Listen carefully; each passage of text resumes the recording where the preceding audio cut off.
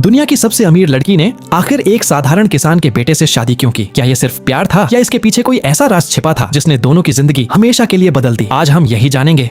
तो बिना किसी देरी के चलिए शुरू करते हैं कहानी। कहानी की शुरुआत होती है नव और हैन की शाही शादी से। दोनों की शादी इतनी भव्य होती है कि लोग उसे वेडिंग ऑफ द सेंचुरी कहते हैं। आखिर कोरिया के सबसे अमीर और सबसे ताकतवर परिवार की इकलौती वारिस ने एक साधारण कर्मचारी से शादी जो की थी। उस समय हर किसी को यही लगता था कि ये दोनों हमेशा खुश रहेंगे। शादी के 3 साल बाद नव एक इंटरव्यू में बताता है कि वह अपनी शादीशुदा जिंदगी में बहुत खुश है। वहीं हैन भी कहती है कि लोग आज भी सोचते हैं कि नव ने उससे सिर्फ उसके पैसों के लिए शादी की, लेकिन अब वह दुनिया के सामने अपना चेहरा दिखाकर सारी अफवाहों को हमेशा के लिए खत्म करना चाहती है। लेकिन दोस्तों, असलियत बिल्कुल अलग थी। दोनों एक ही घर में रहते थे, फिर भी अलग अलग कमरों में। मुश्किल से एक दूसरे से बात करते थे, साथ खाना भी खाते थे, लेकिन एक दूसरे से दूर बैठकर। ऑफिस भी साथ जाते थे, लेकिन अलग अलग विभागों में काम करते थे। बाहर से परफेक्ट दिखने वाला ये रिश्ता अंदर ही अंदर पूरी तरह टूट चुका था। इसके बाद कहानी 5 साल पीछे चली जाती है। हैन अपनी असली पहचान छिपाकर अपनी ही कंपनी में एक साधारण इंटर्न बनकर ज्वाइन करती है। उसे कोई काम नहीं आता था। एक दिन वह फोटोकॉपी मशीन तक नहीं चला पाती, तभी नव उसकी मदद करता है। धीरे धीरे वह हर छोटी बड़ी परेशानी में हैन की मदद करने लगता है। एक दिन नव कहता है, जब भी कोई तुम्हें डांटता है मुझे बहुत बुरा लगता है। हैन मुस्कुराकर पूछती है, आखिर तुम्हें मेरी इतनी फिक्र क्यों होती है? नव के पास इस सवाल का कोई जवाब नहीं होता और यहीं से दोनों की कहानी